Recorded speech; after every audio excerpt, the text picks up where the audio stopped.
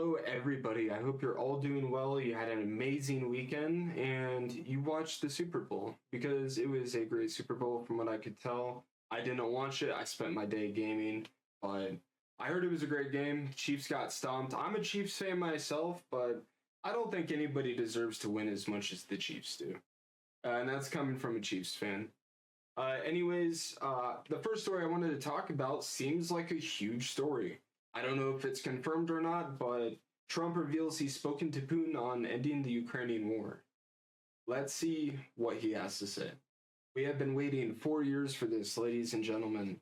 But I can't tell you. So now could this nightmare of a war finally come to an end? President Trump revealing in an exclusive interview with the New York Post. Spoke to Putin by phone, says Russian president wants to see people stop dying in the Ukrainian war. Very odd thing coming from a gangster who started the war. Post that he has spoken with Vladimir Putin by telephone about ending the war in Ukraine. Jack Keane, retired four-star general. General, good morning to you. You have been our guidepost throughout this entire war. Welcome back here on this Monday morning. To Miranda Devine, New York Post, he said, I hope it's fast. Every day people are dying. This war is so bad in Ukraine. I want to end this damn thing, end quote. Semaphore reports this morning that Keith Kellogg, the general, has apparently said that he will give 3 options to the president by the end of this week on what could possibly happen with the war. How do you see it? How do we end it? Can we do it? I think Russia needs to be punished no matter what. I mean, we've punished Germany how many times in the last 100 years because of all the wars they've started, and all the death and damage they've dealt, all the homes they've ruined, families they've separated. We find them quite a bit. So I really hope we do the same thing to Russia. Well, certainly to end it, obviously the two parties got to want to end it. I know for a fact that Ukraine wants to end this war, so do their people, and they've actually made some concessions to accommodate that. In other words, what, begging for a ceasefire every other week? They're willing to give up territory to Russia, the territory that they're currently occupying. Appeasement? How did that turn out for Sudetenland? Russia doesn't want to enter into negotiations right now. I think he will continue to talk to the president, maybe even meet with the president, because it gives Putin significant legitimacy to be dealing with the world's #1 superpower. Putin is far from that status, to be sure. But Putin is going to play tough and likely will want some concessions just to go into negotiations. And I think we all have to know and recognize, I know the president knows it, that a ceasefire and some kind of agreement would just be a temporary pause in Putin's mind to returning to his aspirations to take control of Ukraine at some point. Yeah, and he's always wanted to take control of Ukraine, and you can actually prove this if you just think about the history of it all. He's always wanted to take Ukraine. He's talked about it in the past. And then we get to Trump. He becomes president. Can't do anything. The second Biden comes in and Trump is out, he starts the Ukrainian war. Drags on 4 years. Biden is out. Trump is elected. He's not in office yet. Biden still is. Putin ends the war. Well, he doesn't end the war. He ceasefired the Ukrainian war. And then now here he is talking to Trump. So if he's wanted Ukraine for such a long time, is he just telling Trump he's not going to attack when in reality he's going to attack the second Trump's out of office again? I don't know. We'll have to see. And that's what there's going to have to be some sort of legal ramifications for Putin. We have to recognize going into it. The negotiations will certainly be tough here, dealing with both sides. But this is, we're not just arbitrating a disagreement between two sides here. Putin started this war. Yeah. All these casualties and deaths are on his hands. And obviously we want this to come out favorable to Ukraine. I was going to say he, but Russia in general, they need to be fined and they need to be punished. And its future security. So that's got to be uppermost. I know the negotiating team, having had discussions with them at the Institute for Study of War, is very much aware of that. Okay, the other thing in this New York Post article that sticks out to me, Trump says he wants to strike a deal with Zelensky, $500 million deal to access rare earth minerals and gas in Ukraine in exchange for security guarantees. I don't know what that looks like, but we'll see how that develops. Another topic quickly on Gaza. Roll this, Air Force One. Another question on that last night before the big game. I'm committed to buying and owning Gaza. As far as us rebuilding it, we may give it to other states in the Middle East to build sections of it. Other people may do it through our auspices. But we're committed to owning it, taking it, and making sure that Hamas doesn't move back. There's nothing to move back into. General? He wants to own the Gaza Strip. Why? So they can rebuild the third temple without public knowledge or public disapproval? That's what it sounds like to me. If the Americans, if it's U.S. territory, and as Trump is openly admitting, just let Israel come in, rebuild their third temple, sacrifice the red heifers, get the ash, use it to cleanse everything. Start the end, bro. Man, every day I'm alive, it gets scarier and scarier seeing him get closer to fulfilling his destiny. That's going to work? Well, one step at a time. The step in front of us is hostage release in exchange for prisoners. And to accommodate that, Prime Minister Netanyahu was pulling out of the Netzarim corridor, for our viewers to understand, that splits Gaza north and south from... Yeah. Well, anyways, I think that's really it. I think they're just going to ramble on, but hopefully the Ukrainian war does end and Putin actually means it this time. We're going to have some sort of, I said legal ramifications, but he's not an American citizen. I don't know how we're going to do it, but we're going to have to set some sort of warning the world is going to have to for if Putin acts out of control again. All right, we're going to move on. So I was scrolling through X. I closed the tab and then it wasn't trending anymore, so I just went ahead and searched it back up. Satanic was trending, and I saw this. A girl with a hex at a football stadium. What the hell is going on here? So I kind of wanted to just see what everybody was talking about.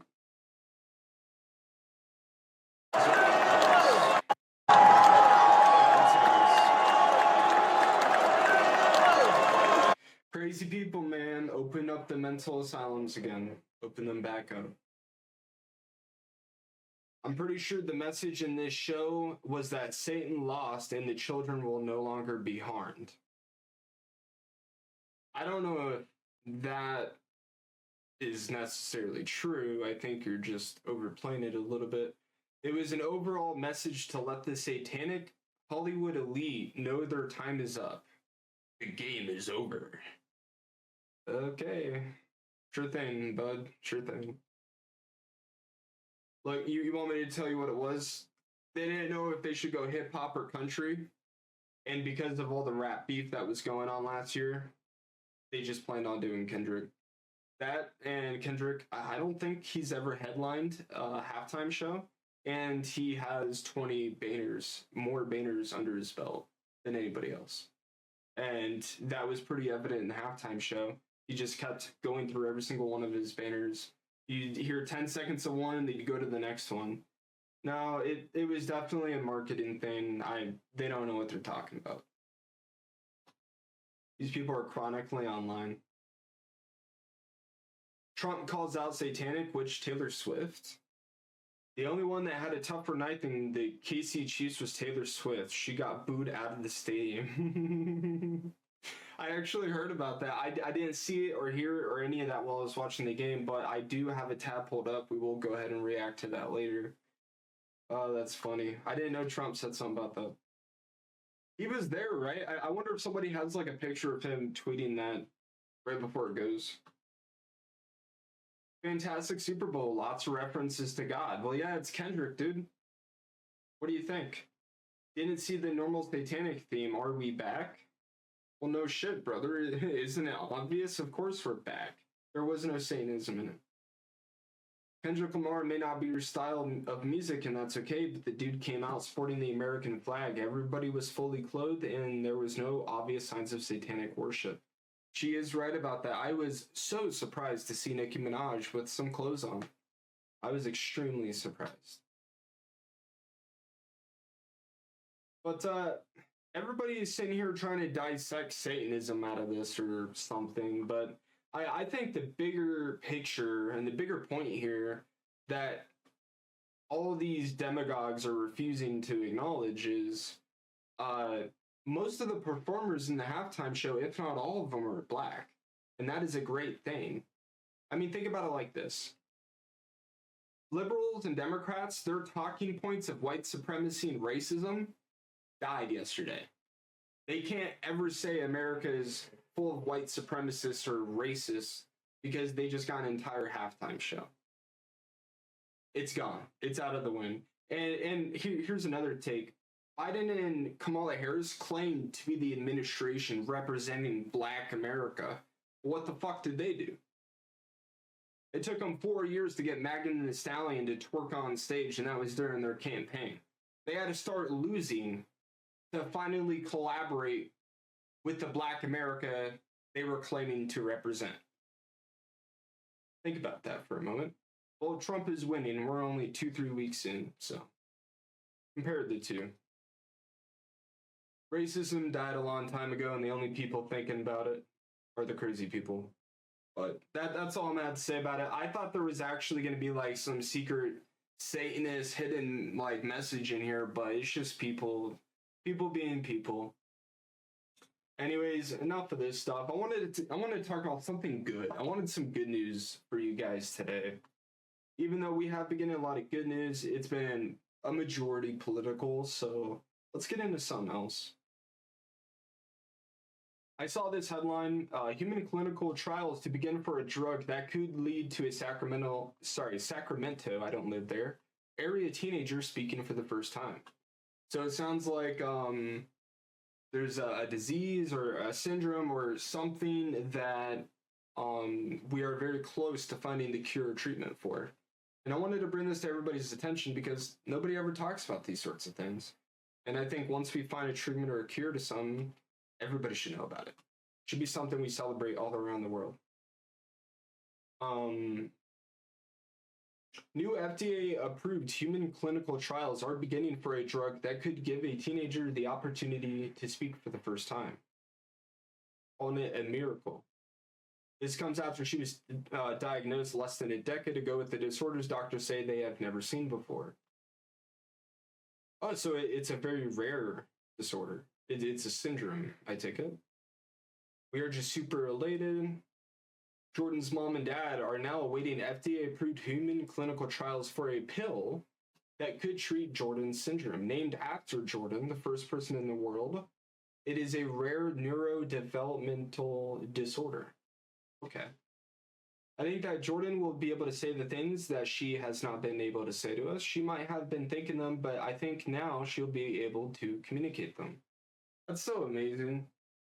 And I feel so great for Jordan's mom. Jordan's syndrome is caused by a genetic mutation that interferes with cell and tissue function. For Jordan, her parents first identified her slow development when she was just a baby. She wasn't able to walk until she was 5. Wow. Doctors now believe 250,000 people around the world may have this syndrome. Wow. It looks like that is it. Well, there you have it, everybody. We found a treatment. I'm so glad to report that. Nobody else is. All right, we're going to move on. Taylor Swift booed by Eagles fans. I have been waiting all day to see this. All day. People have, I did see a meme. People have like been trying to remake a certain meme of her.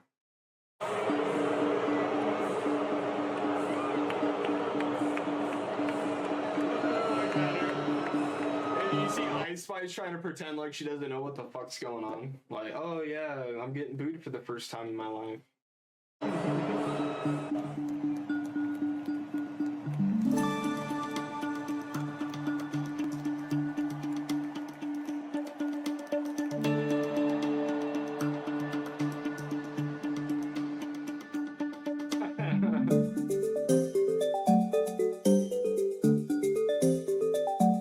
Trump is the first sitting president to attend a Super Bowl?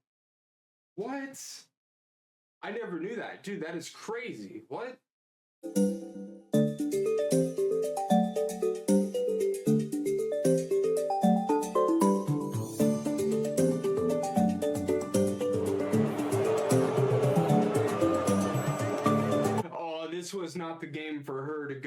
knew this was not the game. She was an Eagles fans. They all hate her. Now she's with the Chiefs. And I know some Chiefs don't even like her. My mom and I don't like her. Oh, man. She fucked up.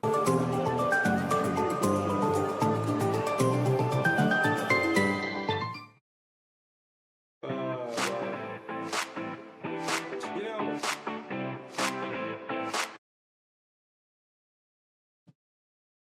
instead of hanging out with people with a higher body count than John Wick, maybe she would be better off like pulling a Beyonce and going country. Because I hear Travis Kelce wants to do like a podcast once he retires, maybe with his brother. And he has a very Southern style kind of image. And so it would really help his podcast if Taylor Swift were to switch over to country. But then again, she made billions of dollars singing breakup songs to women with daddy issues all around the world. But business is business. That's just what I would do. She would be in America. She would constantly be around Kelce. She'd be in the South, typically, making frequent guest star appearances. What the hell am I saying? I'm not her fucking brand agent. The last thing I wanted to talk about was Prince. It looks like a Netflix series just got scrapped. It was going to be a documentary. I want to know why, though. A Netflix documentary series about Prince by an Oscar-winning filmmaker has been canceled after the late singer's estate blocked its release. The completed but untitled series by Ezra Edelman was delayed in 2024 after Prince's estate viewed a cut and claimed it had factual errors and sensationalized parts of the singer's life. Netflix and the estate said Friday that the project had been scrapped under an agreement that the latter develop and produce a new documentary featuring exclusive content from Prince's archive. So it looks like the documentary director previously made 2016's OJ Made in America, an 8-hour deep dive which won an Academy Award. So it sounds like the dude knows what he's doing. Why did they fire him? Edelman reportedly spent 5 years on this Prince project, which included interviews many of the star's former collaborators, assistants, friends, managers, family, and partners, girlfriends, and more. Why? Prince died in 2016 of an accidental fentanyl overdose, sadly, rest in peace, leaving his estate to be split between 6 siblings.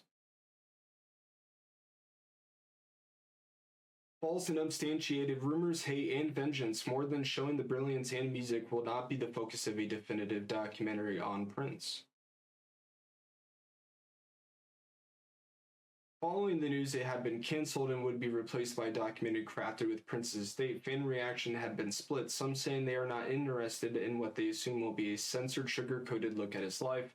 Others praised the estate for protecting Prince's image. Representatives for Creative Artists Agency, which represents Edelman, did not respond. In December podcast, Edelman said, "The state of the documentary film industry criticizing the increase of documentaries made under the supervision of their subjects."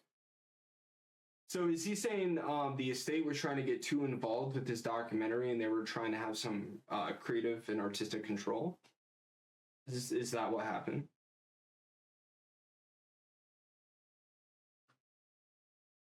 The idea of documentary filmmaking as journalism is being sort of pushed by the wayside a little bit. He said he believes there is a little less emphasis on art in mainstream documentaries right now. If the subject has any creative control, I have a problem. So yeah, it sounds like he was going to go a certain way, maybe a little too far with the documentary. The state had a problem with it, and that is a no-go for his business, it looks like. And so they just had a conflict of interest. 5 years down the drain, not to make a single dollar. I did see a link up here. I did want to go ahead and take a look at that.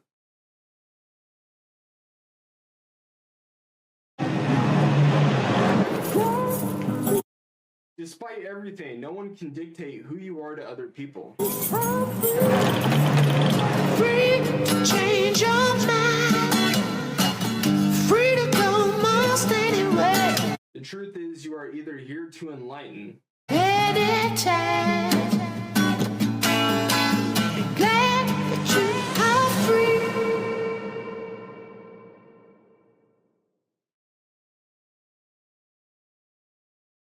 the vault is free. What do you guys think that means? Let me know ahead in the comments. I really did like what I never knew he said this. Is this actually a quote? The truth is, you are either here to enlighten or discourage. I feel like a lot of people need to hear that because there's too many people in the modern age that have convinced themselves into a life of degeneracy, so to speak. And there's a lot of examples of it, like, you know, OnlyFans. I can go on for hours about this subject, but the people I'm typically, the people I'm specifically talking about right now are going to be your haters and trolls, is what the modern terms are for them. People who don't have any real talent or aspirations, but project that frustration onto people who do. It's very discouraging, and they live their entire lives around just trying to discourage other people and bring them down. And so I see what he's saying. You can either be somebody who tears people down, or you can be somebody who helps build other people's. I don't know. You guys get what I'm trying to say. I love Prince. I love the message he brings. I really wish we could have had some like Michael Jackson Prince collaborations. If I remember right, they didn't know each other at the time. But yeah, very, very sad.